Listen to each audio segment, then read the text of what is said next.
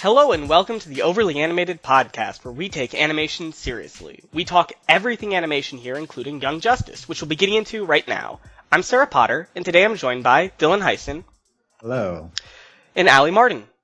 Hi. So we're going to be talking about the enormous finale of Season 3 of Young Justice, but before that, you can find more about this podcast at overlyanimated.com. You can subscribe to us at iTunes at overlyanimated.com/iTunes, or on YouTube at youtube.com/overlyanimated. So, these were 3 really big episodes. I think, for me, they covered things that I wasn't expecting at all. So, Dylan, what do you think of these? Okay.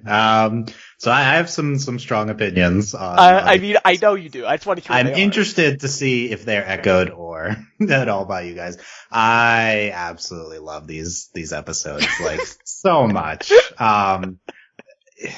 Just watching the finale was really, really fun and emotional. And I feel like I felt more watching these 3 episodes than almost everything else TV wise this year. Like, I mean, not like there's some other great stuff, but these are special episodes. And we talked last week about how the season had so much riding on the finale, and like I think they just nailed it on almost every single account.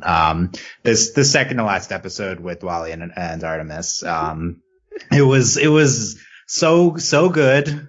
Like it's not how we thought it would play out, but I love how they did it. I was very emotional watching Artemis leave at the end, and just everything with that plot line. I think that second to last episode is incredible. Maybe my favorite of the season. And the finale, I think is really incredible too. Yeah. There's so much happening. They bring a lot together in a really great way. I think that the Terra culmination is fantastic and better than anyone could have ever hoped for. I think the Black Lightning culmination is fantastic and better than anyone could have hoped for.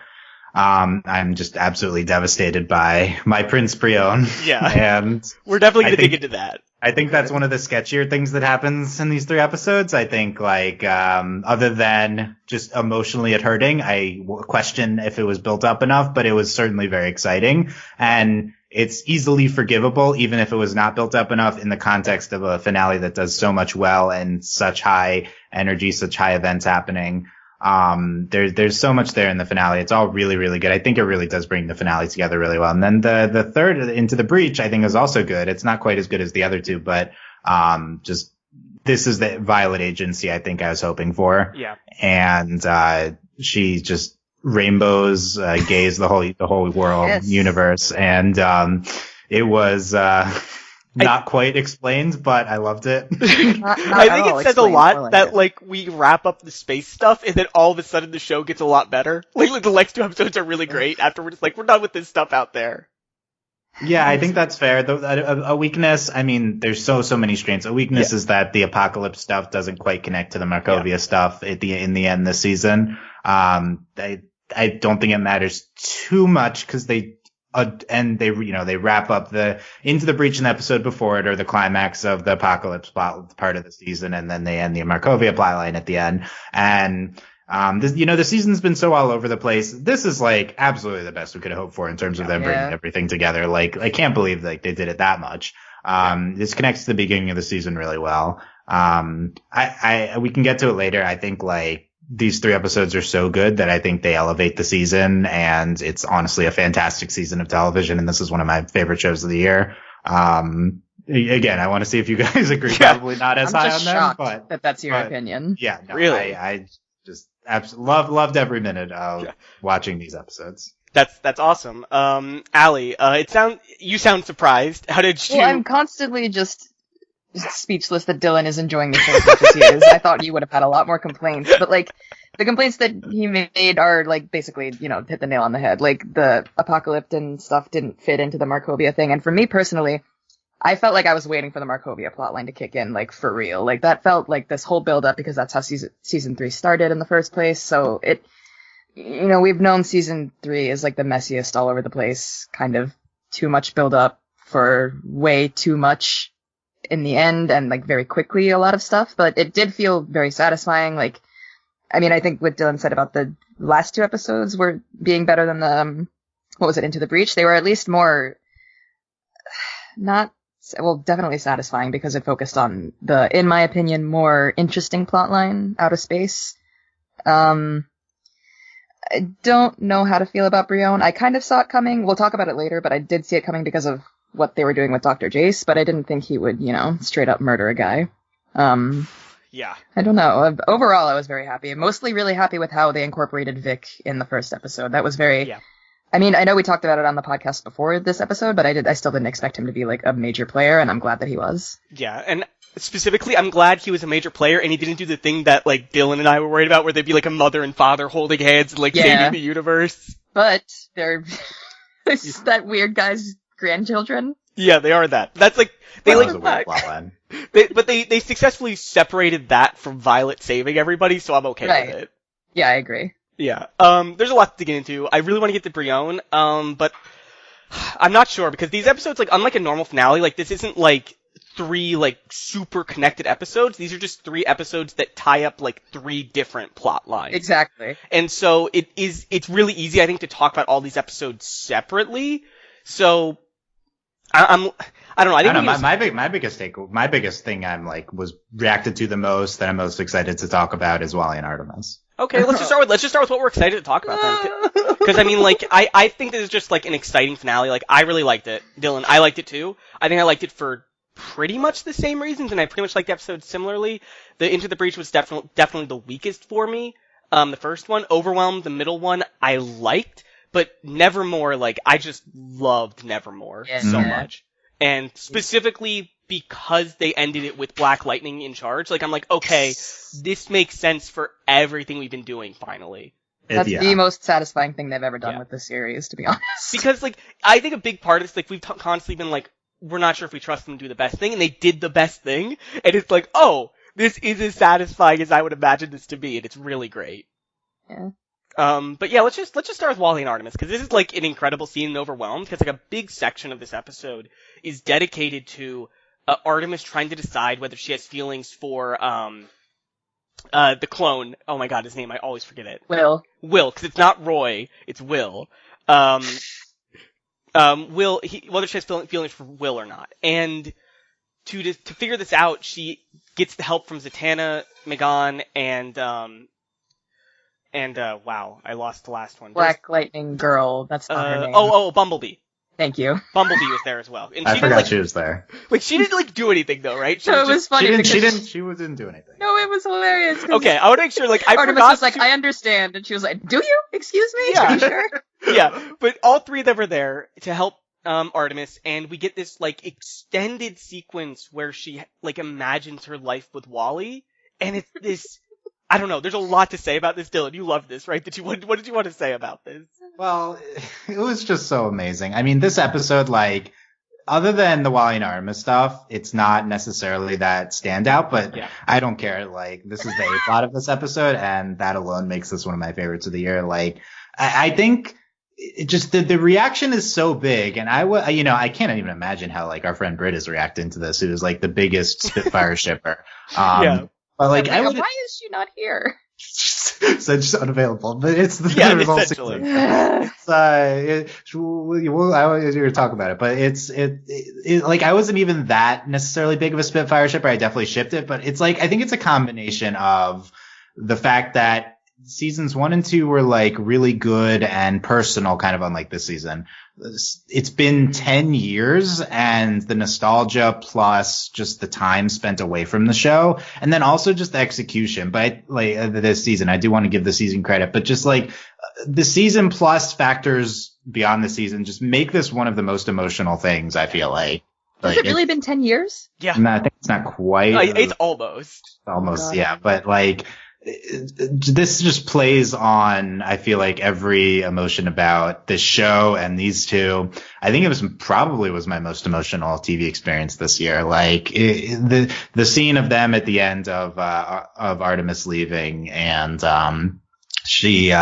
it's time for my Spitfire to go home and live. Oh my god, and, that made me. they properly ramped the music up to 11, and their kiss, seeing their life together that they could have had, it was so really well done. I love like the thought behind how they do this too, and then they like take it away at the end by Wally. It wasn't really Wally. I love that thematically. It's just a really emotional thing to explore. I thought it was really well done and personal in a way this season hasn't been, honestly. But I don't know. This is my favorite scene of the season. Yeah, sure.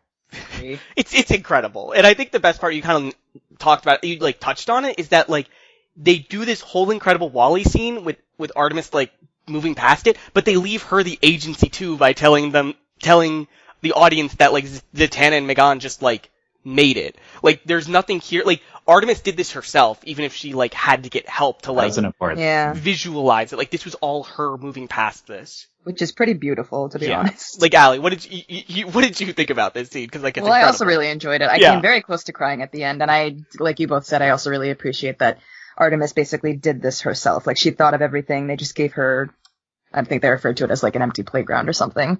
Yeah. The fact that she saw themselves teaching, especially Wally teaching physics, that just made me very sad, but it's so fitting and it hurts. Yeah. And I appreciated the baby and how she like, I guess her subconscious knew Wally would like tell her to get a grip on reality and be like, hey, we didn't name our child because I wanted to name him a stupid name and you would never agree to that, so this isn't real.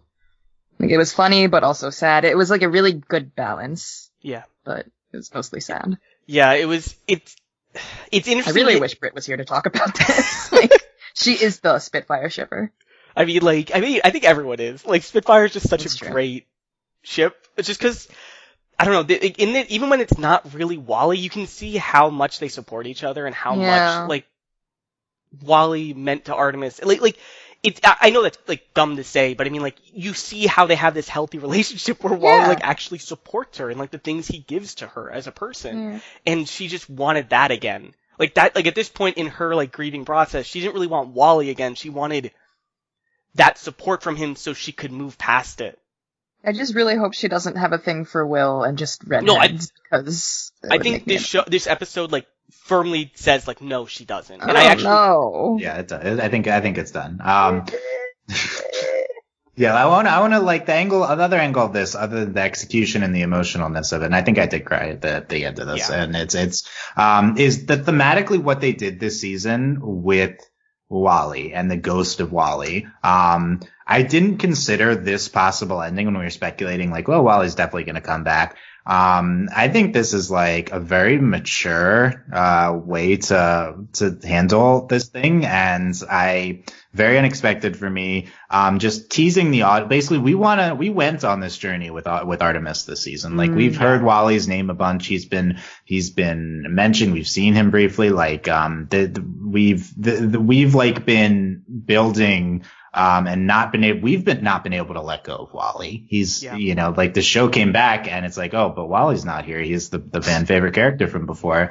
And the ghost of Wally was all over this season. And the healthy thing to do is to be able to move on from it. I mean, this is like a big representation of grief and moving on in life. And we went on the journey with Artemis, and we are getting past Wally as she is in this moment too. And it's just a very bold move to not bring him back by the show. I mean, they have enough characters, so it's not that bold in that regard, but it's just like, it's very restrained.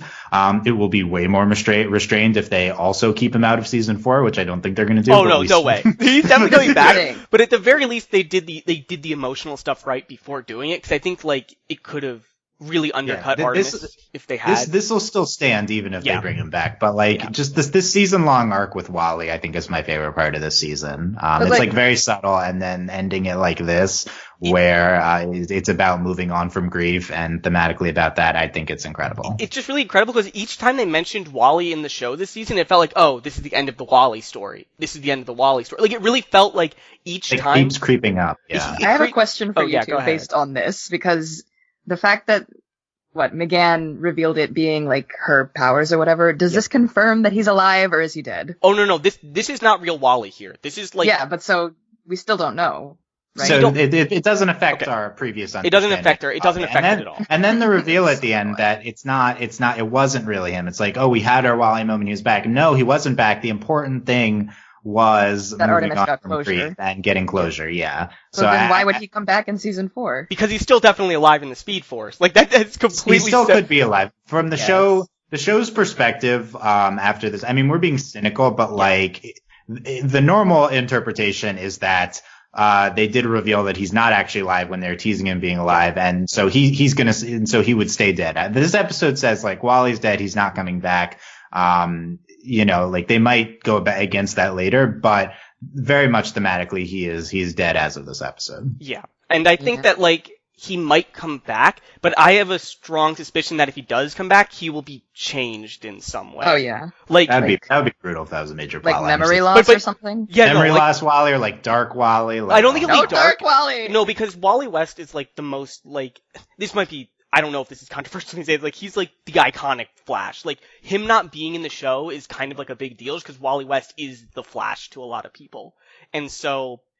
And he's never had, like, the full Flash power set in Young Justice. He's always been weaker. He's always been like, that's why he died, because he was not as fast as the other two.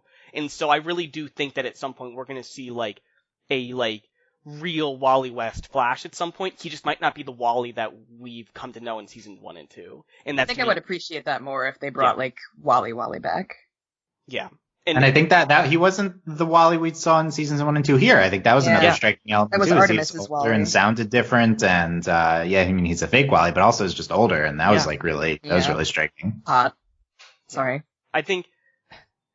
I also think another thing I want to touch on in the scene is that this is the second time we've been at this tree in the season, like at this location. And the other time we were here, it was when Zatanna was talking to her dad, who is Fate. And she only gets to talk to her dad 1 hour a year.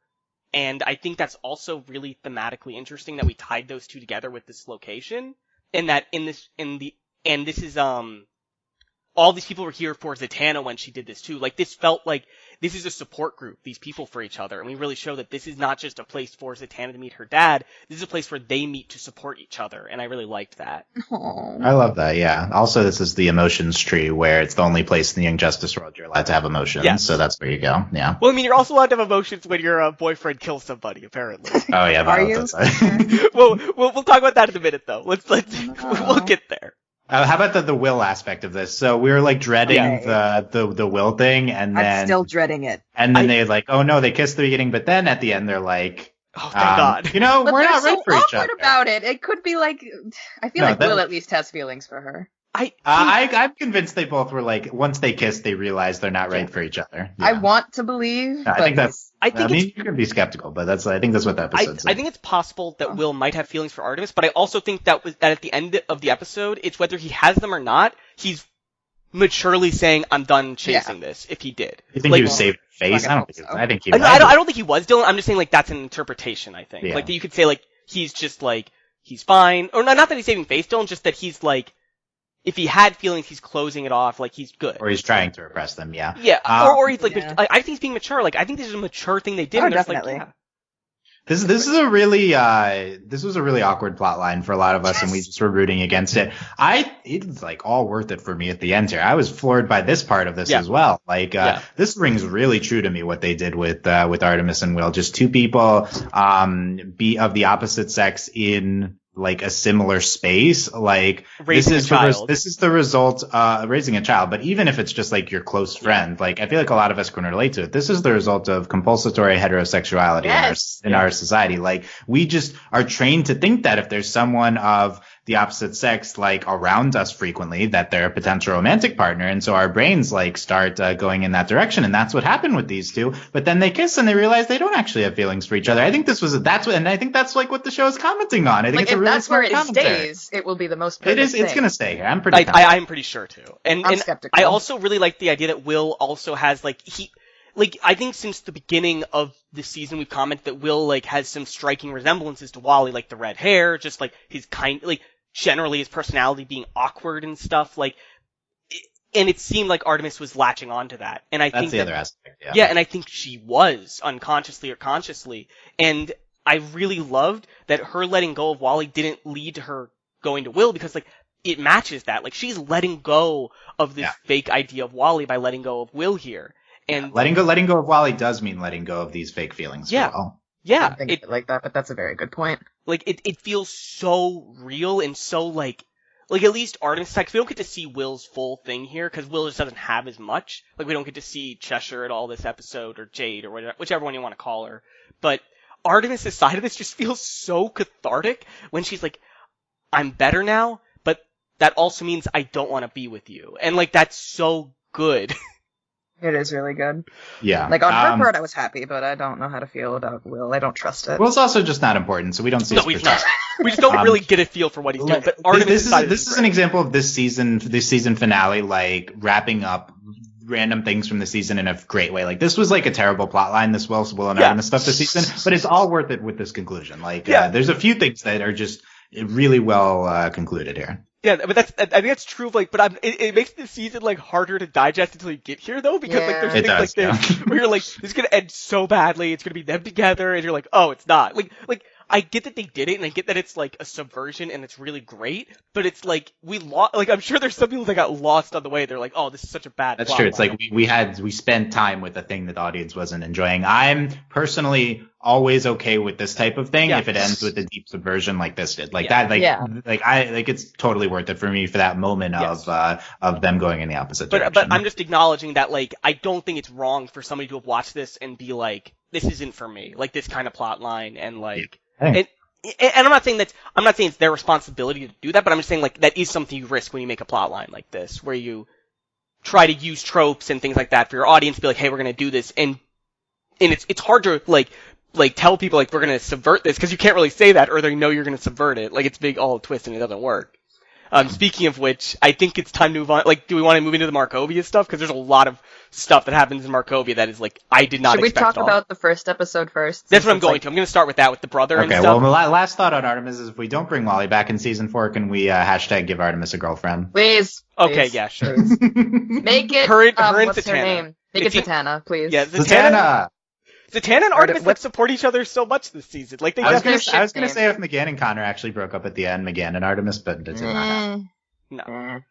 Is that a ship? Artemis and Zatanna? Okay, let's probably not. But what's their ship name? Let's move on to Tara and Brione meeting their brother Gregor. I was talking about Into the Breach. Oh, Into the Breach? Because that's like more. I think that's in it. No, that's it. Oh, we could. Yeah, that is in it. Whatever. Sure. Let's move. Let's not get to the final episode. We'll talk about the space stuff, because I know Dylan wants to talk about grannies at some point. Oh yeah, that too. I just want to talk about Violet. This was a hard finale for my favorites. Okay, Dylan, let's build up to Granny, because there's a lot that happens this episode. Okay. Like, we get, this episode starts and we get the impression that it's happening concurrently to an episode that happened already in space. Like, we start with Beast Boy sending a text that happens at the beginning of the mission that happens on the orphanage. And so, like, we get this part where Beast Boy and everyone's going to Gretchen Good's company, to the, like, sound stage and stuff, and they're trying to stop her, trying to find Violet, and we get this kind of incredible scene. You get this kind of incredible scene where all the outsiders and Beast Boy are, like, against Gretchen Good, and we get this brutal beatdown of Beast Boy. Like, I don't know, this part, like, worked really well for me, and I felt really bad that it worked so well on me, but you enjoyed watching Beast Boy get yeah, I loved every second of Beast Boy getting the snot kicked out of him. Interesting. You don't like him? No, I like Beast Boy, but I think this, like, kind of felt like a necessary thing to happen to him. Explain that. Because, like, I think that Beast Boy's been, like, really, really naive and innocent all season. Like, he has this, like, very, like, and I don't think that's bad. Like, I think he has this very, black and white version of what a hero is, and, like, they do good, we do good, and if we do good, people will believe in us. And I think he's kind of just been like that the whole season. And I think that he hasn't really put a lot of thought into the idea of protecting his team and protecting everybody at the cost of things. Like, he's just been like, if we do good, we'll be doing good. Like, that's it. Like, that's all there is to it, to being a hero. Like, you can just fix things by being good. And I really appreciated this, like, he actually had to, like, like he just really was sympathetic to me in this scene is what I'm saying. Like I was very sympathetic towards Beast Boy. Like he was like essentially sacrificing himself for his entire team to try to like get them out. And Yeah. I really liked that a lot. Yeah, Beast Boy's always sympathetic. I did like this scene. I think in general in the finale, you can add this to the list of things the finale didn't necessarily do that well, is because Beast Boy is very sidelined after this episode. And it felt like he was becoming the main character of the show, and he really is not important after this. That's probably the most shocking thing, because I agree with you. I thought he was going to be really important the next 2 episodes, and then he just kind of disappeared. It kind of makes sense to me because... shocked that you agree? Sorry, Alan, shocked what? that I think she said, I think shocked that happened, right? Like shocked that Beast Boy was kind of sidelined. Yeah. Oh, yeah. It makes sense to me that Beast Boy wasn't important in the beginning of the season, then became really important in the middle, and then at the end we're wrapping up the beginning. We're going back to the beginning, so I guess he's not important again. Yeah, he's very much like a middle of the season power player, but I mean he was also very important to the Lights plan. I kind of wish he had a little more of the focus in the last episode, just so like, because like he was the focus. They're like kill Beast Boy, and that's like gonna do it, and. Yeah, it almost didn't matter despite that, though. Yeah, he didn't. Like, that's what I'm saying. Why did they want to kill Beast Boy? Because he was a symbol to people. But I think they needed to dig into that a little more. Yeah, they didn't really talk about that. Yeah. Well, because he had, like, a media... Yeah, no, but I mean, like, they should have, like, reminded the audience. Yeah, that makes sense to me, but it's like, they didn't, like, the villains didn't really say that. It. Yeah, they should have... I think maybe the second episode could have replaced maybe one of the side plot lines with, like, showing Beast Boy... Oh, you're saying the second episode had 4 completely unrelated plot lines, and that was weird? Yeah, I agree. We could... It's not weird for the show, but in general, it's not weird for the show. There's A, B, C, and D that have nothing to do with each other. That's fun. I really do want you, Dylan, to like summarize one of these episodes and like tell me how much like the last episode specifically. Oh well, try to get me to explain the Connor as a clone in Xenomorph City, Dranium City, because I had no memory of this from earlier seasons. This was very confusing to me. Okay, Dylan. We'll talk about that when we get there, because that's like a thing that like just doesn't matter, but we'll talk about it at some point. Of course, it matters. I mean, it matters, but like, do we need like 8 or like 5 minutes designated to it? Oh, I guess.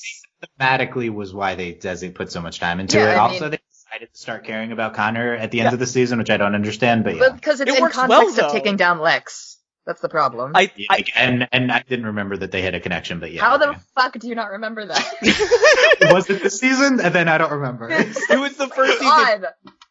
I don't understand. I very much want to do a rewatch of all of Young Justice. I want to see how the season plays binge, and then also like I just want to watch seasons 1 and 2. Like 1 and 2, I really want to go back to, because like just that scene from like I think it was last episode where like Wally's running around, like the ghost Wally's running around and everyone's like a kid again. Like that was just so fun that it made me want to go back and watch seasons 1 and 2. Same. Yeah, but let's. we're jumping around a bit. So like we were still on Into the Breach here because we just had Granny beating up on Beast Boy, and we had Vic kind of like controlling his powers in some way. See, this is I'm sorry. At the beginning of the episode, he starts explaining how he's like, okay, I'm the information highway, and apparently I can do this, and apparently I can also do that. Apparently, like really, that's how you fucking describe his powers in the third to last episode. It's just, it's really messy, and I hated it. Sorry. They're doing it on purpose. I echo Ellie's sentiments from before that Vic being important here was very satisfying. Yeah. Vic is one of the strongest aspects of these 3 episodes as well. Like I have a list of things the finale did well and didn't do well. Vic's on mine did well. He's just a great character they didn't spend enough time with, but he got a satisfying conclusion here. I will say this episode's like, oh, I can hack into stuff now. I'm like, okay, I guess. Okay, why not? Sure. Computer, sure. Like, is that crazier than adding? Is that crazier than any of the characters they add to the show, to be honest? Well, I mean, it kind of makes sense because he was also like, after I sat in the chair. I mean, he's also a robot. Like, he's half robot. Why couldn't you bring that up before? Like, I don't know. He's so irritating. Later in the episode, Vic has a speech about how he's joining the Outsiders and he names himself Cyborg, and I felt like so cliche.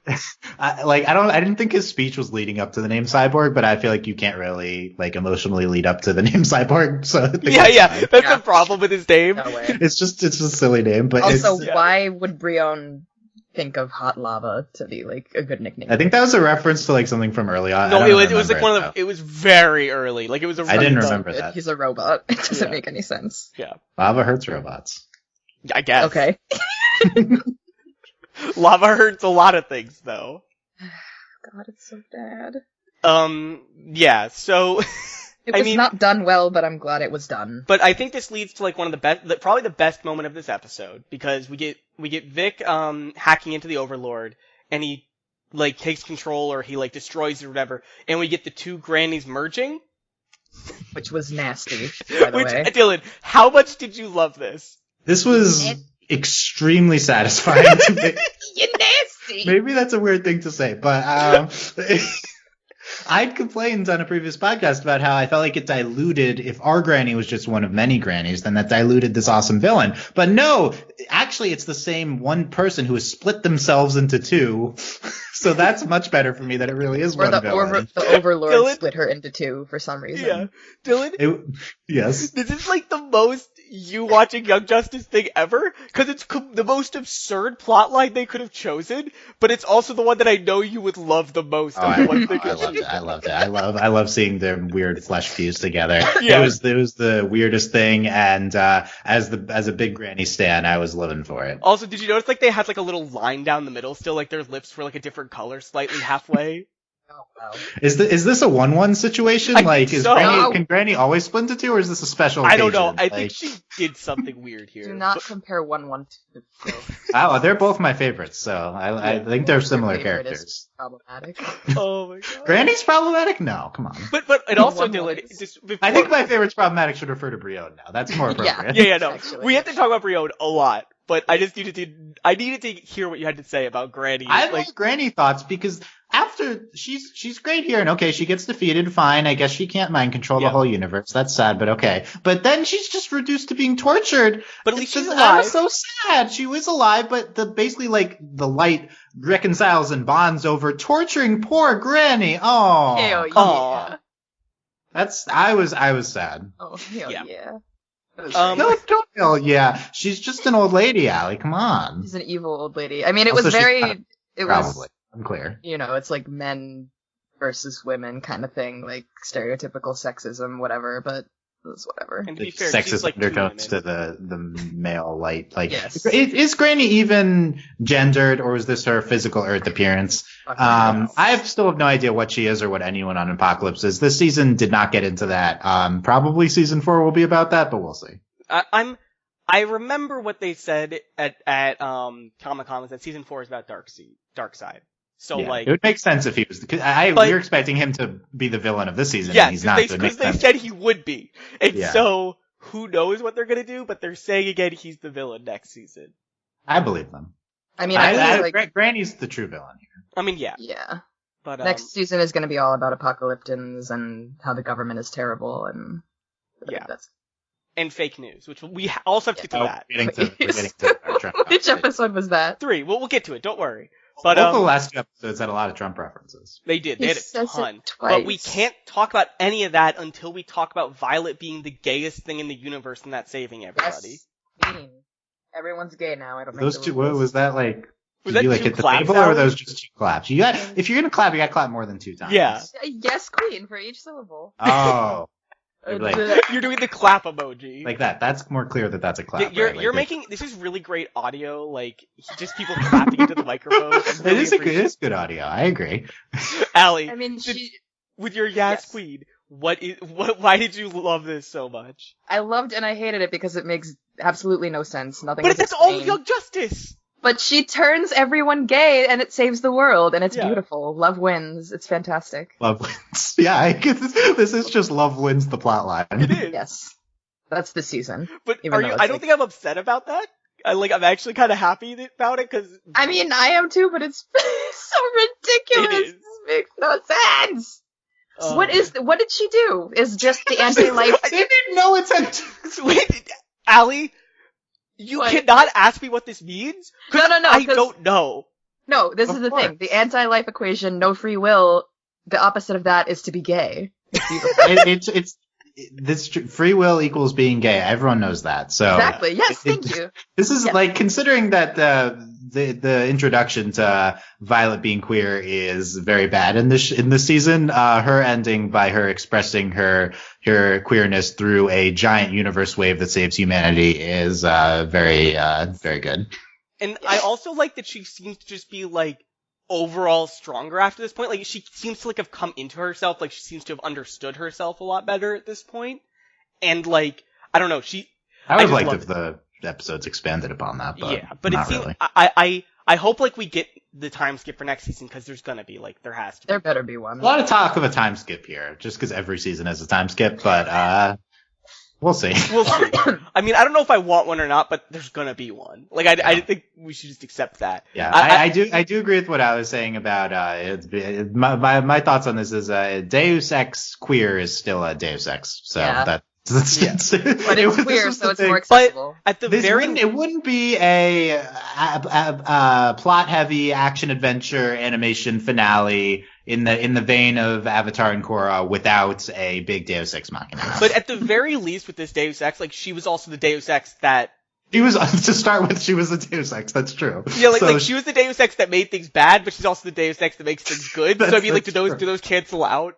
I think that's fair. I think that's what the episode was saying, was that, none of this anti-life equation stuff made too much sense in the first place, so Violet can just counteract it with the big rainbow wave, so that's good. The most confusing part of this, the finale was that someone said they're still looking for the anti-life equation, and I'm like, didn't you find it already? They had it. Yeah. I think only Granny had it though, right? Like, I think the people who said that weren't Granny. Did she but not when she tell even people went to, she like, had bow it? down to what's-his-face, she was like, yeah, everything was ruined, I don't have the equation anymore because of Vandal Savage. But she explained it all in front of Ultra Humanite. Like, he knew, the gorilla guy. Yeah, exactly. That's a good point. Do they have it, or do they not have it? Like, yeah, I didn't understand, like, the exact... Like, I think they just didn't express clearly what Violet is in relation to the anti-life equation. Like, was this not that? Yeah. I thought they solved the anti-life equation with Violet being the key. Potential, maybe something I'm thinking of is, like, they know that they can do this with Violet, but what, like, is it? It can't just be Violet specifically. Yeah. You can replicate this. Like, what does this mean that Violet, can they mass produce the key? This key. Darkseid might be looking for a way to do it without Violet. Yeah.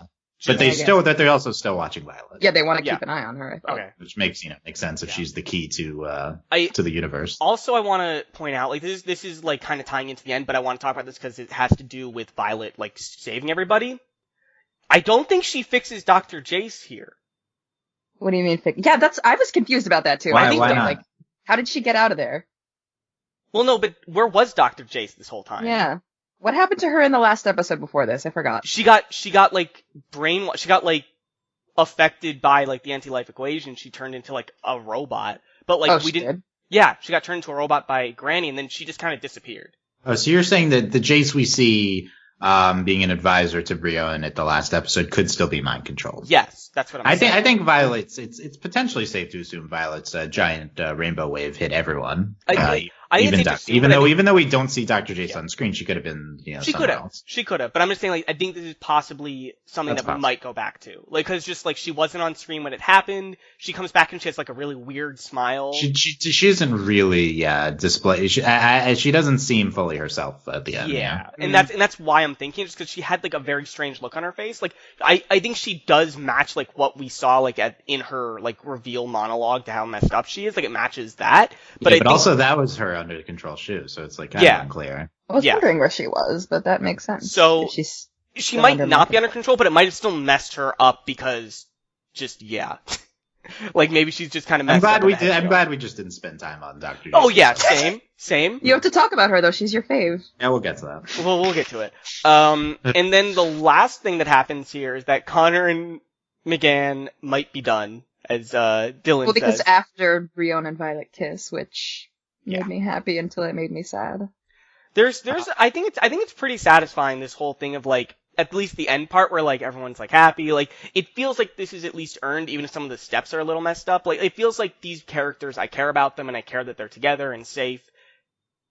And that's good at least. Like, I do think that there's some weird Deus Ex Machina stuff here, though. Yeah. The Connor McGann stuff is the same I feel about the Connor stuff. Like, where was this all season? Like, and McGann's popped up a bunch, but the season kind of started to care about the season 1 and 2 main characters a lot more towards the ends, which confused me. It does. I find that kind of strange, because I think I don't want to guess what they think, but the point is that, like, it is weird that we waited so long, because I think these characters worked really well as, like, the B plots or the C plots, just because we care about them. and I wish we'd done it more. It maybe makes sense to start reintroducing them if you're anticipating a bigger presence in season 4. So, if you start looking towards season 4 and, you start reintroducing these characters more. They were a huge focus in season 1 and they were engaged at the beginning of this season. So I feel like they don't need to be a focus. They just have to get married. They're also the focus in season 2. Like, even if I think that was the thought process behind the season was like, these characters have had their stuff. Like, now we're going to focus on these new people while also these other people that we focused on before are there. But I mean, like, I think that's a failing of the show, because it's like, we didn't get to season 3 of Avatar and say, like, we've been with Aang and Katara and Sokka and Toph for a while. We should try something different. Like, it's like, this is a different situation. No, I'm not saying it's not. I'm just saying, like, that's just, I don't know if I agree with that, like, method. Because it's like, we have all this framework here for this emotion, like, why are we just throwing it away?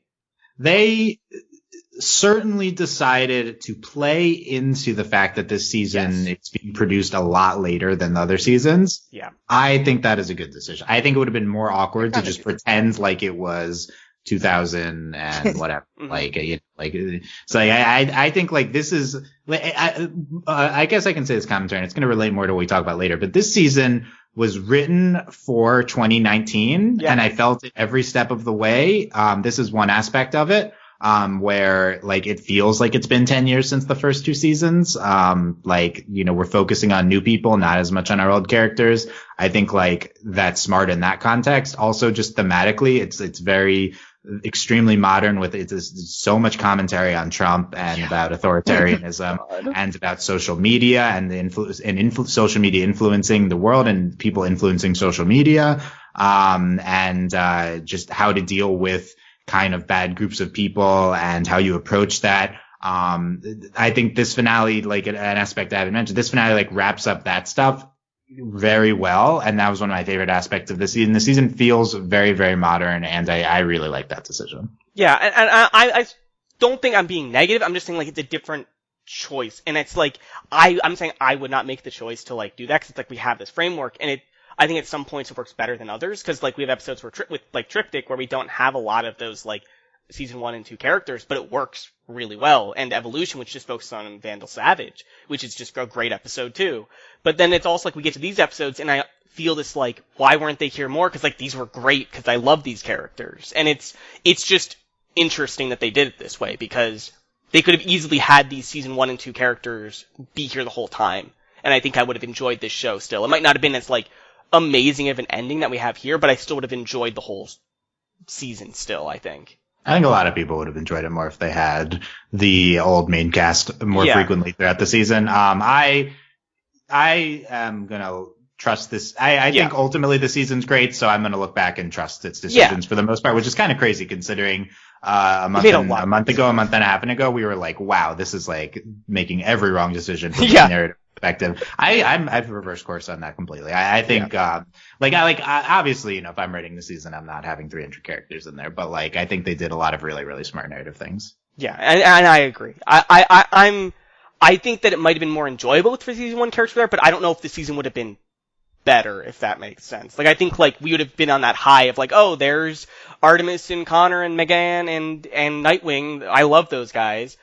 But it wouldn't have had this, like, really interesting depth we get, especially in the final episode, which I really want to dig into now. I think we've danced around it for a while, but I really want to get into this episode, because I just was not expecting half of the things that happened in this episode, and it's absolutely incredible. Like, I just did not think we could do this with this show still. Where you could what are some things you were floored by? Well, I just could not believe that the thing we do with the Terror Twist. Mm-hmm. The Terror Twist completely caught me off guard, and it was something that drew me right back to season 1 or 2 of Young Justice, because it felt like something that, like, I just couldn't predict. Like, what about the twist? Them knowing that she was... Just the fact that Tara was so emotionally sympathetic here, and she wasn't evil, and she, like, I felt for her through this whole choice. Like, they could have either had her be evil or good, and they still made it something that was something kind of new still, where she's like, it just was so good the way she, like, and then we frame her against Brion, and, like, even if, like, here's my thing with the Brion stuff, this episode where he killed the guy and, like, all that, I think Brion might have been a little bit out there, and, like, he's, like, on the edge of how I see his character, but the way everybody else reacts to him makes it so good. The way Violet reacts to it, the way Tara reacts to it, the way Connor reacts to it, it's just, like, And the way the citizens react. Yeah, to it, too. it's just such a great scene, cause like I'm in this scene, I'm never like you realize like what they're setting up for really quickly, where it's just like you never feel like the heroes are gonna lose, but you're always worried that Brienne is gonna fall from grace here, and it's just or Tara's gonna fall from grace, or somebody's gonna do something, but like I never feel worried that someone's gonna get hurt other than the villains here, and it's so good. Like this really just. I didn't know we could still do this, and I don't think they could have done this episode without the entire season of build-up. It's insane. Yeah. I very much agree with what you said about how Brienne, I also agree about the Terra stuff, but the Brienne thing is like, it's easy to get stuck on the fact that this is maybe not in line with his character that we've seen this season. Yeah. I think I agree with that. I think the show kind of knows it, which is why we bring in the element of Hughes being psychically manipulated. Which I think is great too, though. It's saves the episode kind of, because it would have been so hard to get past that without him. The episode doesn't try to say like, it just says he was influencing him, which I think is enough. You could say like, okay, everyone has dark inside them and he was influencing him. But I mean, like, I think that matches what we know of Brienne anyway, because we know he's an angry guy. Whether he, right. I want to talk about that later. Sorry, go ahead. But what you said about like, what they did that in service of everything else, and it makes everything else so good. Like how it contrasts with Tara is the best part. And also Violet's reaction, and also just it enables this commentary from Jefferson at the end too. So it's like they kind of sacrificed Brienne's ultimate like character this season, but it was for like a very good purpose, because it makes everything else that plays off of it incredible. The Tara thing. So we were really worried that like, okay, you're bringing in Tara. We know how this ends. It ends in betrayal and tragedy. And then it's like, okay, or they could subvert it and they could make her good, and that would be great. And so first of all, they do that, and it's really satisfying. Yeah. And they also add this element of the fact that Artemis and the rest knew the entire time, and they're letting her make her own choices, and that brings it the extra mile. It's like, not only did they conclude this in a really fresh way for this plot line, a really emotionally satisfying way, they also add in this extra layer of depth to her character. It really makes this was way beyond, I think, what we could have expected for this ending to Tara. And they wrap it into this completely different tragedy than the one we were expecting. Yeah. There's still an element of tragedy to the Tara ending, but it's not like her being bad luck. Yeah. Like, it just feels really good what they did with Tara. I think it might be the strongest part of the set finale. I agree. Like, it's just amazing, because, like, Tara was definitely the part where, like, I'm really worried about what to do with Tara. I'm really worried about what we're going to do here. And it's like, wow, she was the best part here. It wasn't her. It was Brienne, you know? Yeah. Like, and it was also, like, the best part of it. We were like, oh, this will be, even, like, it being not random and not that great in the mid-season finale almost makes it like, it's like, oh, we're subverting that by, being the best part of the finale. Like, and the whole, her almost dropping a rock on Beast Boy was a nice callback to Teen Titans, I just have to say. Yeah, because she did that in like that was also in Teen Titans. It was like a subversion of that. Yeah, and I really liked that. I liked this moment where Tara, where Artemis just the moment of Artemis hugging Tara is just so cathartic. Because like we have this moment where Tara like just is a girl, like just is a kid. Because I don't think we acknowledge this a lot in the show, that these kids are really young. But like in that moment. Yeah, especially her. And Tara's like, I chose to kill somebody. And then all the other, like, more adultish heroes are like, but you're just a kid. Like, even if you, like, quote unquote, chose to do it, you're just a kid who was... Stockholm Syndrome. Yeah. Like, it doesn't matter that you chose to kill somebody, because you were kidnapped and forced to do things. Like, and it also feels so amazing to have Artemis be on the other side of this after we just saw the stuff with Wally. Yeah. It reinforces the amazingness of the Wally and Artemis stuff to have like, and this is what she's doing now, so much good for the world and being her own person, and like this was just so good. Yeah, I just can't believe this scene is so well like constructed, because we like slowly bring in more and more characters. Like, it's just classic Young Justice. Like, we have Geoforce and Forager, or not? Is it Geoforce, Forager, Tara, and Beast Boy? I think all together up against the Count. And then the Light's watching, and then there's people watching the Light, and then more of the outsiders come in, and then more of the outsiders come in, and more of the outsiders, like, just more and more characters show up, but each time more characters show up, they have a purpose. They add more emotional, like, complexity to the scene or depth or just more like perspective on what's happening. And each time, like, it feels like it's on purpose that we have more characters and we understand why these characters feel that. Like, I really love that the first person to tell Brion that he did something wrong was Connor, because it's just this perfect mirror to how Connor was in season 1, where just like, he's like, we don't do that. Like, because Connor almost was like that. He was almost the person who would do this to this evil person. Because, like, I don't think that's an argument here that the person Brion killed didn't deserve justice. Like, he was an evil dude, but it's just he went too far. And I don't know, this whole scene is just so good. Every character has a purpose in it. I think it's the second best scene of the season. If you want to say it's the best, I'm for that too. Like, it just feels so impactful and dramatic and big. Connor being there works really well with the stuff they're doing here. Like, this is the culmination of the season, this scene. Yeah, and the moment he asks Violet to join him, like, I knew as a viewer that Violet would never say yes, but just the actual moment of her saying no, like, just felt so good. Because it felt she didn't even say anything. She just turned away. It's so sad after the Brion and Violet stuff we saw. It's so depressing seeing them have, like, but also is this other subversion of, like, we had this whole season of, like, yeah, we know they're going to be together. This is so boring. I really liked them together, but I love the subversion. But then it's just like they're not together, and like there's also they'll be back. Yeah, probably, he'll be back. Yeah. But also this frees up Violet to have a girlfriend. Yeah, thank you. Why are you thanking me? Like, because I almost forgot about that. Violet and Artemis, clearly. We're two people looking for girlfriends. That'd be nice. Yes. Okay, gonna talk about my prince because... Yeah, I've been waiting, Dylan. This is your prince. Tell us about it. Like, it's so conflicting because I just adored these episodes in this finale, and also it's my favorite character turning pure evil. Like I said, it's in service of so many great things, and I love that. I'm very thankful that they gave us the part where the random ambassador dude is like, oh, we have a new light member, and he was psychically manipulating him. I am very appreciative of that because it means that I wasn't completely wrong about Brion the whole time, but he still like turned towards the dark. And what I don't like about this is that like so many shows have this, and I'm particularly sensitive to this right now with what's about to happen in She-Ra and the Princesses of Power with Glimmer.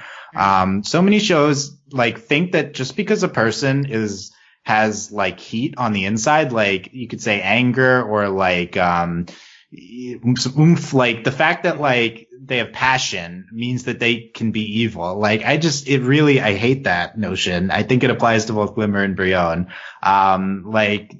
Brion is everything he does this season is so good, and he's such a good person almost always. I mean, I'm sure in the beginning there was some sketchy parts with him, like in like the first few episodes, which I think is what this is circling back to, but he really makes the most moral choices for a long time in the season, and that's why it hurts so much, is because he's really just so good. And it's almost not even the killing, the count thing that's that bad. Like I think that's morally wrong thing to do, but it's also like the fact that that's like one person and one person who is evil, that him like turning and leading the country and going away from the outsiders and just setting up to a lot more people being hurt after that. Like him being this poppet leader for the light, like letting himself do that. That's the part that like really, really, really hurts. And like it's not just like a heat of the moment thing. Like that, like to me makes sense with the killing him. And that was a brutal scene, and this finale needed a really violent, brutal thing, I think, to match this season as well. And I thought that was like really good. But it, I don't think it's like earned for this character. I don't buy that just because someone's passionate and someone is angry on the inside that they're capable of great evil.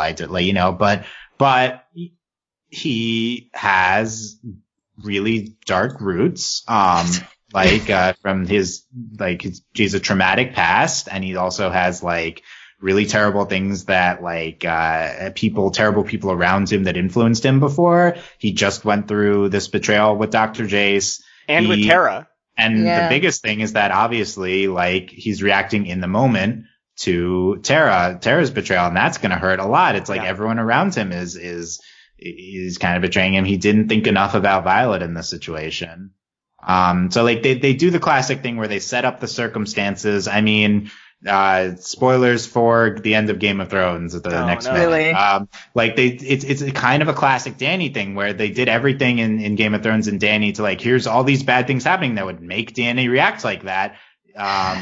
And I think it's similar. It's like, yeah, you make this character, you set up all these things to make the character act like, but it just feels unearned from everything else we've seen from the character. So I think it's not as bad as Danny, of course, because it's one season here versus You're about like to trigger my before. fucking trauma with her. I know. I'm sorry. I apologize. I apologize bringing up Game of Thrones. I would say in 2019, but it also ended in 2019. Yeah. But, sorry to bring it up like a couple months later. I know. I'm sorry. It's bad, but yeah. No, but it's a good comparison to make. I mean, it is, but it's also like not even close.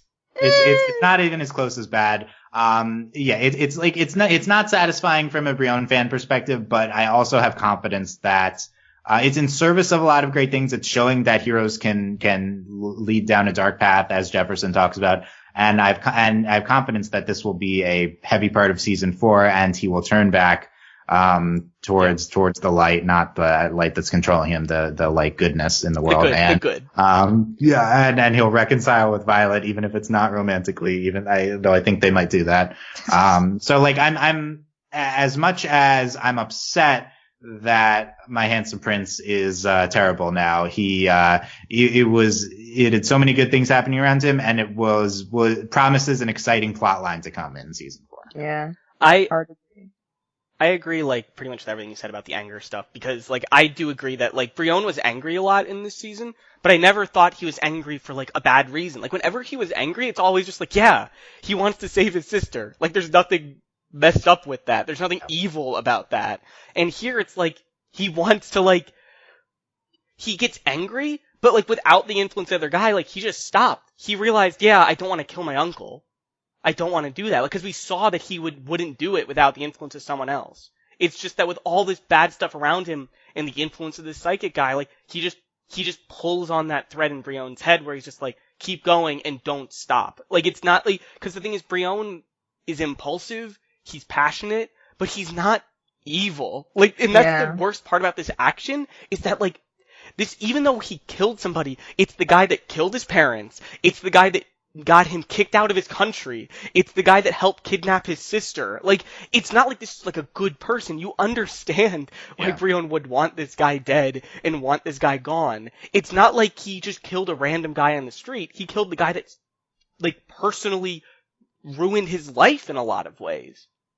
Yeah, I think the show's perspective is that the psychic guy's playing on his anger and passion on the inside. Yes. And like, Brienne isn't actually this terrible person. It's just that he's getting manipulated based on his internal anger. And I certainly think Brienne would not have like gone away from the outsiders without the influence of the psychic guy. I think he could have killed the Baron without the influence. And like, that speaks to potentially him not being a great person overall. Like, he's maybe good but not great. But like, I also think that action is like much less morally reprehensible than the ones to come as leading a bad regime, you know? Yeah, and I agree. And I think that a big part of this is that I know for a fact Brienne might have done it if it was just him, Terra, Beast Boy, and Forager. Oh, and the big thing is, he didn't when it was just them. He didn't do it when it was in the most, like, Brienne situation ever. Yeah, he had to be egged on for it felt like a while, too, watching. Yeah, but then when everybody's there, like, when everyone stares at Brienne, that's when he, like, even though he's, like, brash and aggressive and passionate, like, whenever there's a lot of people against him, he always backs down and realizes, alright, I'm thinking about this wrong. Like, that's one of his big growth things. That when a lot of people, like, told him he's doing something wrong, he like, listens to them and says, yeah, I'm doing this a little poorly, I can be better. Like, and that's what he did the whole season. Like, they put him in the exact same situation that he's learned to grow out of, where he's surrounded by all these people telling him he's wrong. And if he was still just Brienne, we knew from just an episode ago, he would have stepped down. He would have known how to bottle that anger and been like, yes, these are my friends, these are the heroes, they've been right by me this whole time.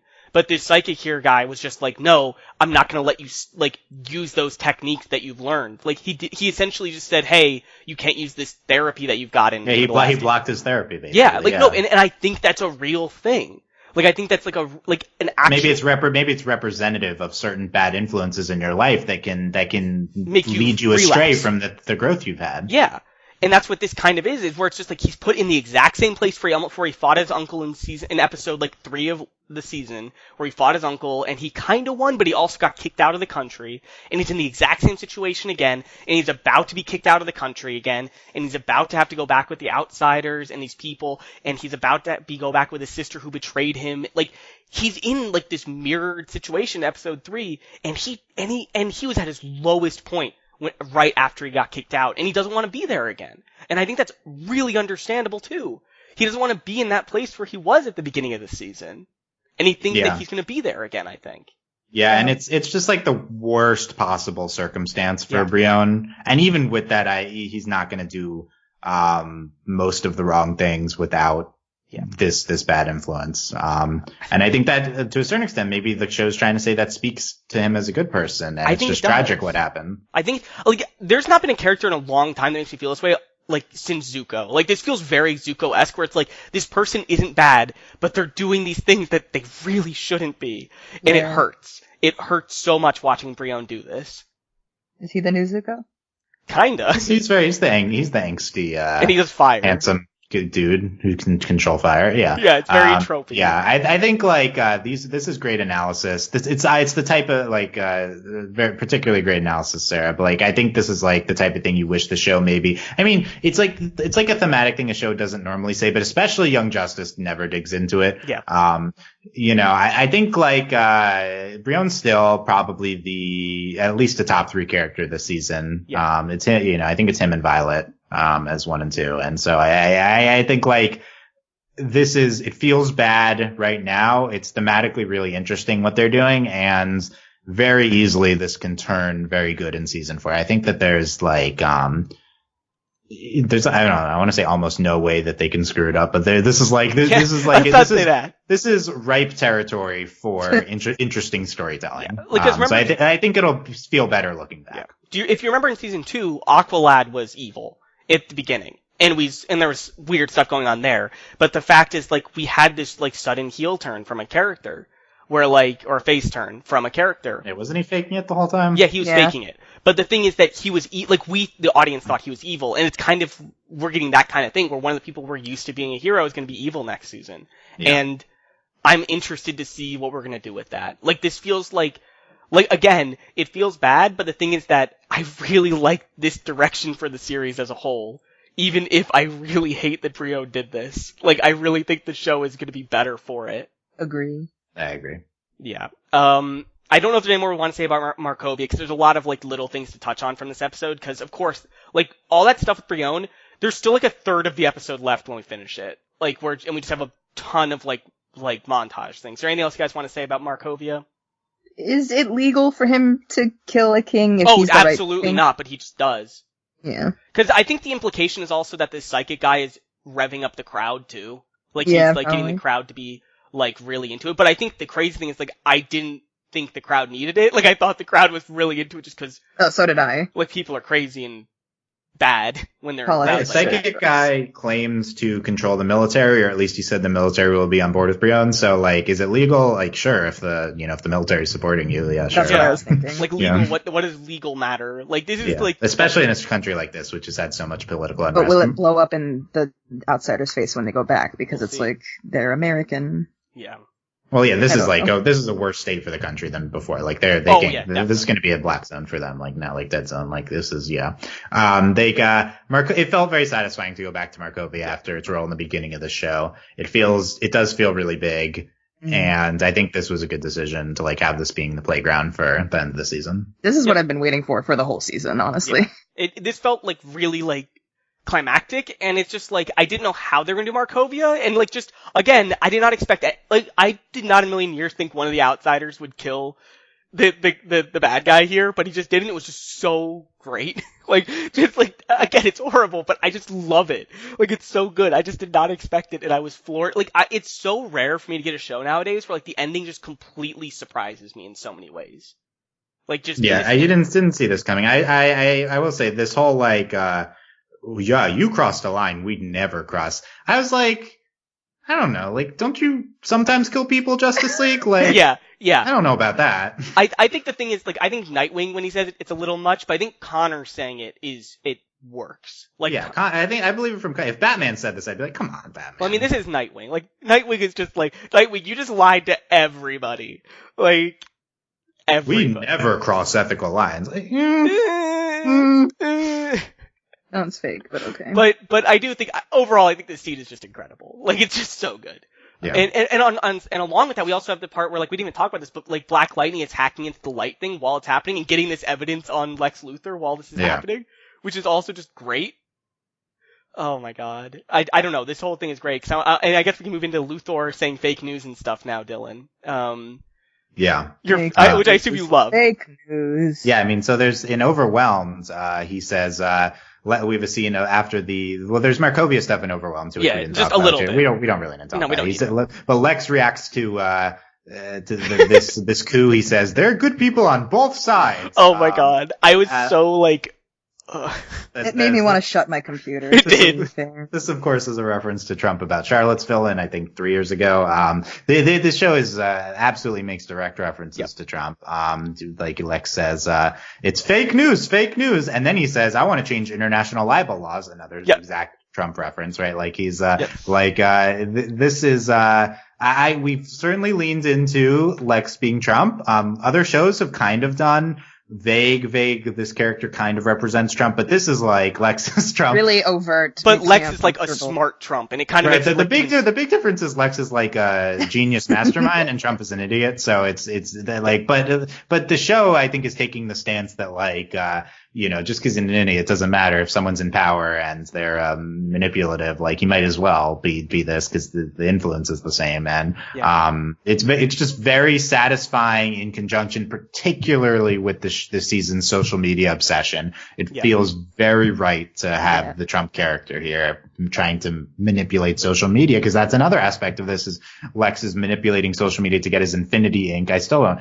That was like a pretty weak part, I guess, because I don't know who they are or anything. But they're definitely going to be brought back up next season. It's more of a tease for next season. Yeah, that really but just the fact that Lex is like manipulating social media, competing against this genuine campaign of the people with the outsiders, that in conjunction with all his direct Trump references, it's fantastic.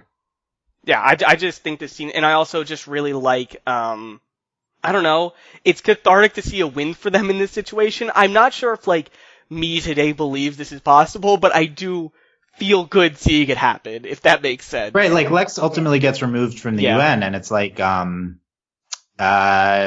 no, Trump's not going to get impeached. So I think part of it is that like it's hard to like transfer this to real life just because one, this is not the president, this is the UN Secretary General, which probably easier to remove the UN Secretary. Yeah, and also in the real world, the UN Secretary General like does also not important. Not important at all. Like this is a different thing altogether in this world. Like the UN is just like something completely different in superhero world for some reason. This is a rare, particularly optimistic moment of Lex being removed from his position of power. That being said, I think the show makes it abundantly clear he still is in a position of power at the light. Yeah, so. I think that we might be going to Lex running for president next season. No.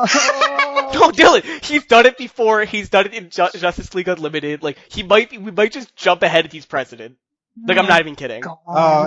They're good. I don't have a comment. Dylan, it doesn't.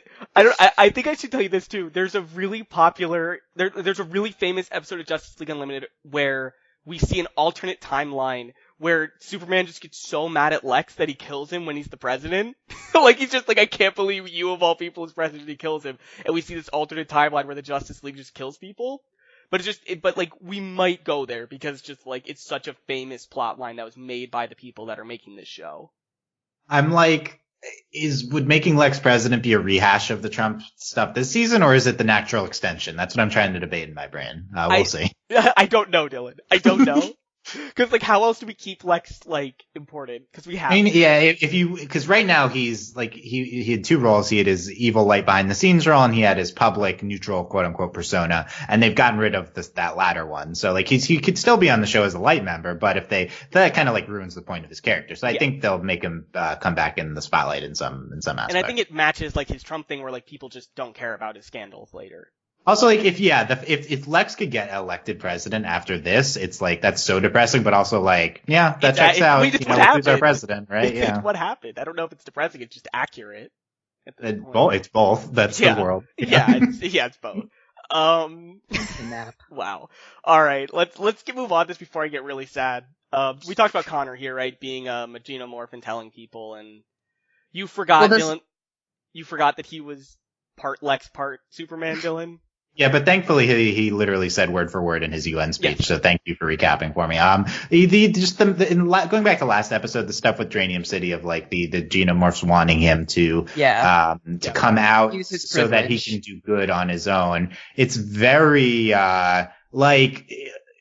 so I think whether you agree with what the show is saying or not, it's a very thematically relevant thing to like queer people, right? Like it's like, should this famous actor come out? Maybe they can help queer people. Or like, maybe it's easier for them to be privileged and pass and stuff. It's pretty deep thematically what they're getting into in that scene. And it again continues here, and he decides to come out as this I don't think this resonates on a literal perspective in this show, because him being a xenomorph wasn't brought up at all this season. And also, like, is there discrimination against them? I guess that's what they showed last episode, but like, this is just not an aspect of the show. But thematically, I think it's very resonant what's going on. Yeah, and I do agree with that like analysis that it's definitely a like, people are like, I'm just gonna say trans because like that's what I relate to the most. But like, it's definitely like a trans type thing where it's like, people are okay with like trans women and trans men when they pass, because that's just like, they're invisible. Like, you don't care.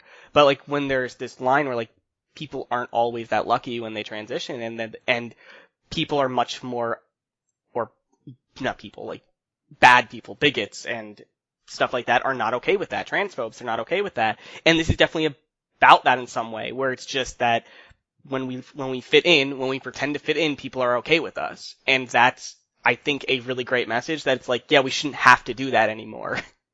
We shouldn't have to pretend to be these people just so we don't get hurt.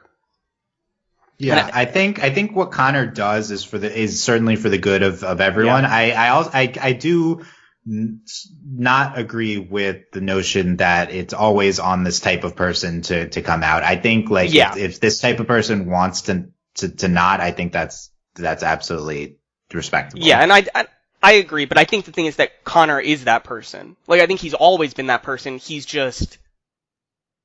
think he just hasn't realized that he has this pedestal and he can use it. I think he's conflicted, because again, like, he is Lex and Superman part, and I think that's part, like, his whole identity is that he's conflicted between these two things of being selfish and being selfless.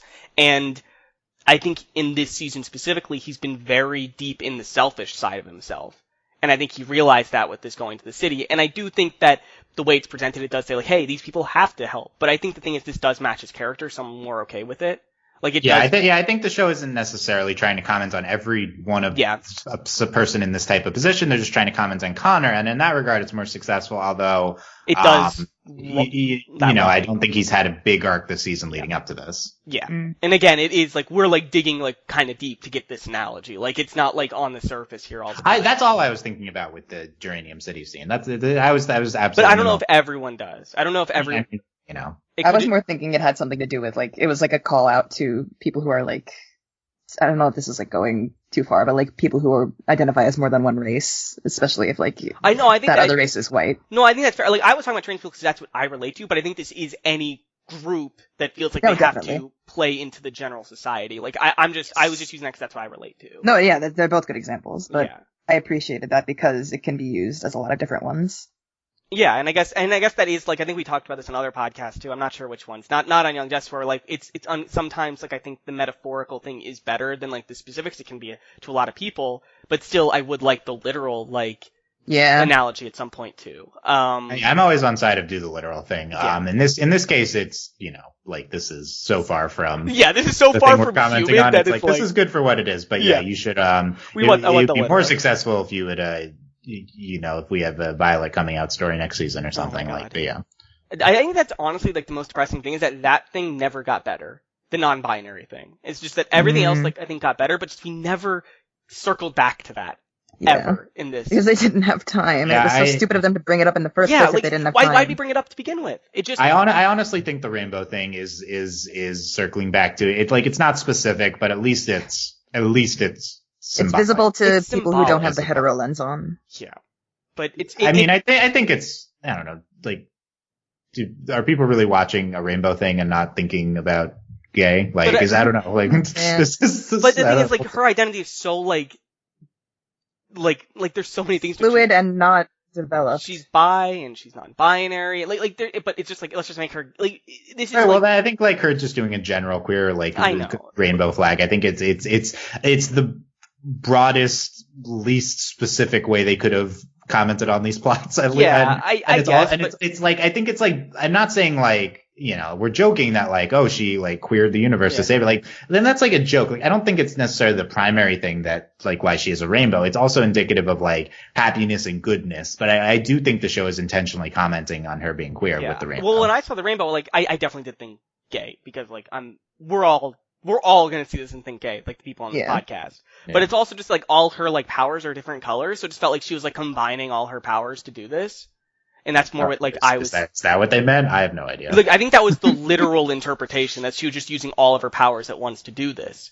And you know, honestly, if that's what they're saying, I kind of think it's like the tertiary aspect to this beyond like just generally symbolic goodness over evil and then symbolic queerness. I feel like I mean, when you do a thing that has no plot backup, like it's got to be more of a symbolic explanation. Yeah, and I think it's symbolic is that like this is gay and it's working. I don't know. I will say, if people are frustrated, I do think like it's probably more symbolic, like primary symbolic good over evil, secondary symbolic gay. But I don't know, maybe it's supposed to be primary symbolic gay. I mean, because she talks about love and stuff too, right? So it's like, and I mean, like it's hard to hear. And like, of course, you know, love wins also like can refer to general love and you know yada yada. But I mean, like when you see the rainbow and you hear someone talking about love, like it's very. The scene is very evocative. It is.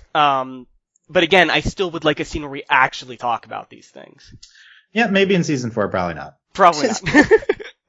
Maybe once, if we get lucky. That's true. The show never does things more than once. Okay, Dylan, I want you to describe what happens in these montages, because this is the most insane part of the episode to me, okay? Oh, no, sorry. Wait. I didn't write down what happens in the most insane part is Brion's king outfit. Wait, actually, I'm sorry. We can't get to the montage next. I forgot. We haven't even talked about Black Lightning. Let's get to this quickly. About the Black Lightning stuff, yeah. Yeah,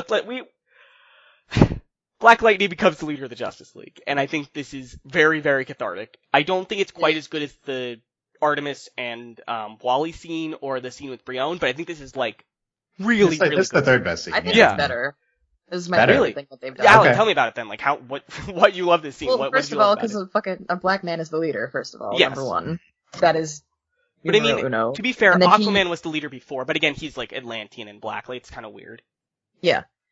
It's a little weird. But so then I was a little confused. How did he channel into the light? He was working with Vic, right? Yes. Vic helped him with his computer stuff. When was he planning on that? When he went to Oracle? Yeah, Oracle told her stuff, and then Oracle just helped him because they all felt bad about lying to him. Yeah, so as they should have. Like, I mean, he really just... the fact that he had been dealt repetitive bad hands throughout the whole season, and then now, I mean, reluctantly, he's becoming a leader. But it's what he deserves, and he's getting everything he deserves. I'm happy for him. Even if he doesn't want to be the leader, he's going to be the best one. I just think this scene works so well because like we've been I just kind of been this whole season like, what are we doing with Black Lightning? What are we trying to do here? And I think that really works now looking back because the whole thing is that Black Lightning doesn't know what he's doing here. He doesn't know what he's doing in this season. And I think this is just such a great ending because it's like, it kind of falls into his lap, but it just fits thematically so well with what we've been seeing this whole season, where it's just like everybody who talks to Jeff, every single person is just like kind of awed by like how good he is. Like that's something that everyone who talks to him thinks. Like they're all like, we want you on the team because you're a good moral center. You can keep us on the straight and narrow. And then at the end they're like, why aren't you just in charge then? Like if you're so good and we all want you there to like keep us in check, why aren't you just leading us instead? And it fits so well with that. Yeah. Dylan, what did you think of it? Like, you said this was your third favorite scene, I think, of the season? I think it's their best scene, yeah. The finale, yeah, I think probably the season. I mean, I think back to the the third episode of the season with the first time Violet gets killed and how shocking that was. And that whole scene was like fantastic. And there's scenes in Evolution probably that are also really incredible. And, but yeah, this scene was really, really good.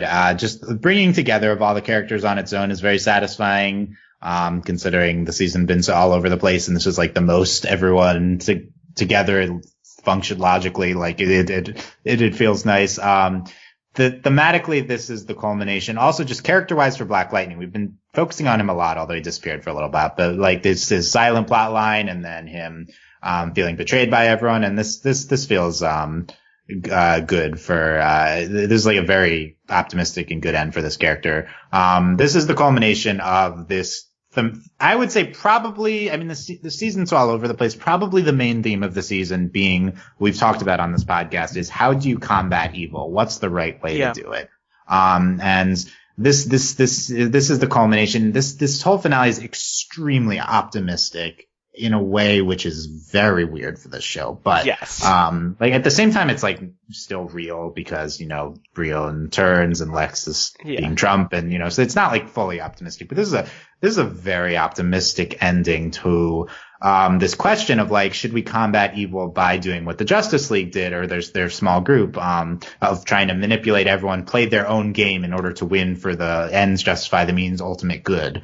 Or do you do what the outsiders are trying to do and be good and ultimately that'll be enough? And, it seems like everyone's conceding to like, okay, we tried the bad way and, you know, I mean, things didn't necessarily go ultimately that great, although like things didn't go terrible in the end, but them playing the bad way still led to Granny trying to almost dominate, you know, to taking over everyone. And this is like, you know what? We're going to try Jefferson. He's clearly the best among us. And, even Batman is in on this. And, it's like, okay, we're going to be good by being good.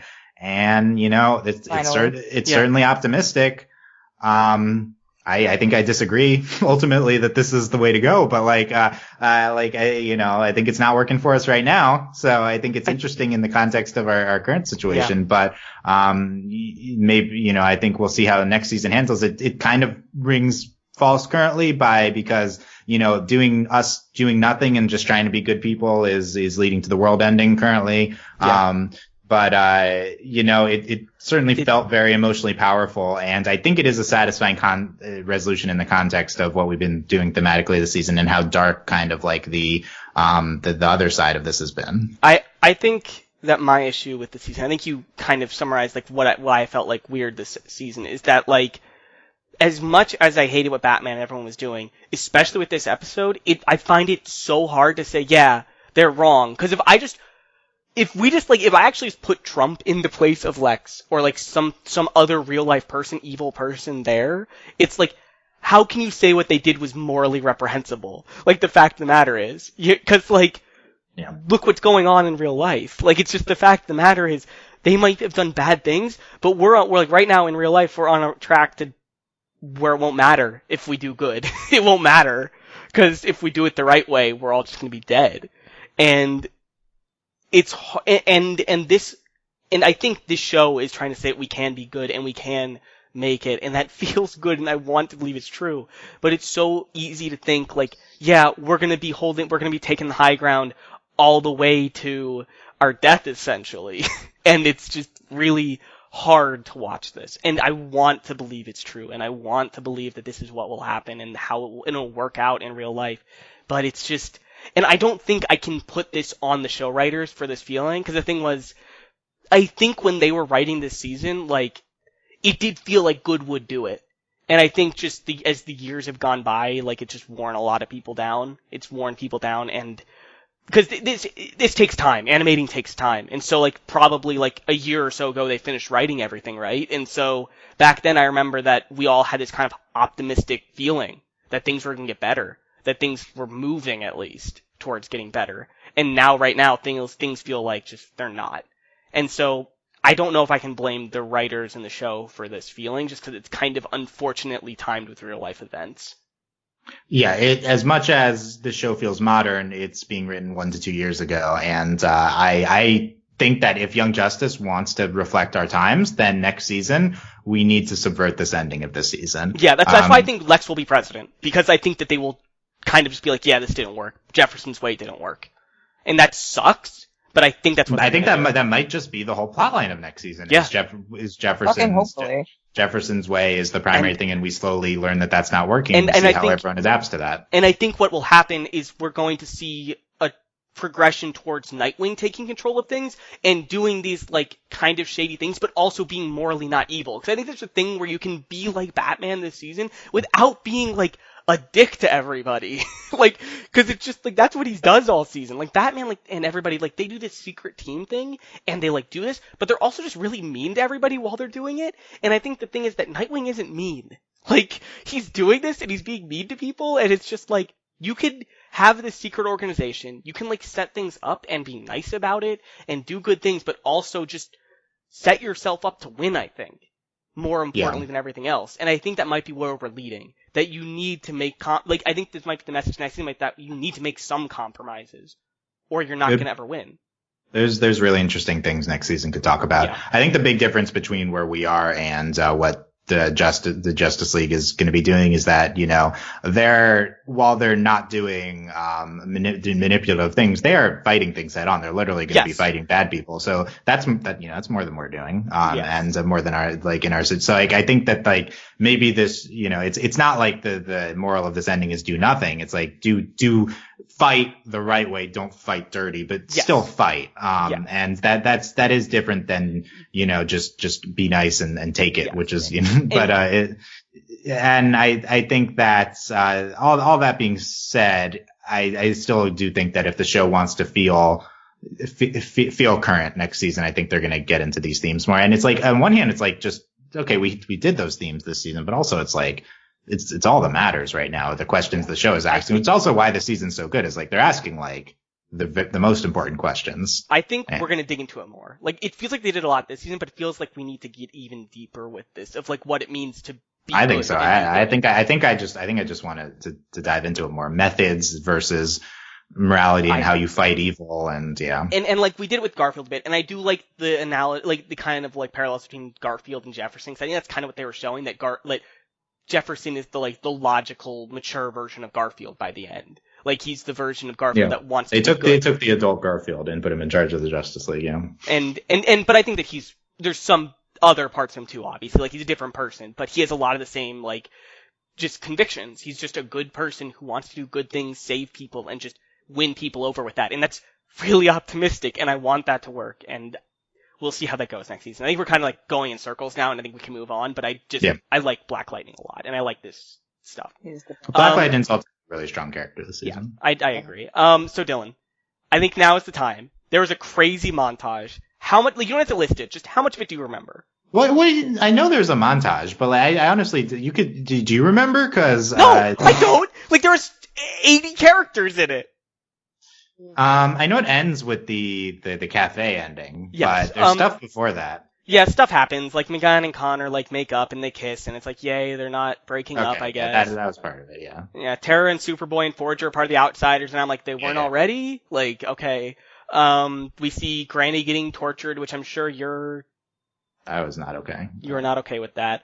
Yeah. And then there's just, like, a bunch of things, like, we see Brion in his king garbs, and we see Dr. Jace. Oh, yeah, and then we see Dr. Jace come in, and I was like, okay. That's my reaction to that. And then we see Infinity Inc., which I'm still confused by. Oh, they're serving Brion. Yeah, I guess. And then we see the light more, and we learn that guy's part of the light, and we see, we see a lot of things we've already talked about, because, like, they're mentioned. Yeah, I know I'm sounding exasperated. I think this was a successful part of the episode as well. Oh, I do too. It's just, I think it's the most Young Justice thing. It's like, just so much happens in the span of, like, maybe a minute and a half of just, like, here's all the ties of the little plot lines that we've been doing, and I'm like, whoa, that's fast. And then, before we get to this, I want to talk about the cafe scene. But before that, Allie, did you have anything to say about this montage? Because I know we kind of like. I don't fucking remember what happened. Cool. Then I'm gonna get into this ring, because the fact of the matter is, Dylan, you're gonna fucking love this. I don't know if you know what this is or someone's told you yet. Do you know what this ring is? Yeah, Needle told me on Discord. It's another superhero team, right? We're getting at least 5 more characters, people. Dylan, and they're from the future. Yeah, I mean, like, it wouldn't be Young Justice without a obscure reference that has nothing to do with the current season at the very end. Like, that's what you end the season on is something that has nothing to do with fucking anything. Like, this is Young Justice. But let me ask you, are you excited for 5 heroes from the future just randomly being here? Yeah, kind of. Yeah, exactly. I like that idea. Yeah, and also, Dylan, it matters too because Superboy's like involved with them. Because like the thing is, like, in some storylines, Superboy goes to the future and like trains with them, and so they're coming to the past to make sure he survives long enough to come to the future. So it's stupid.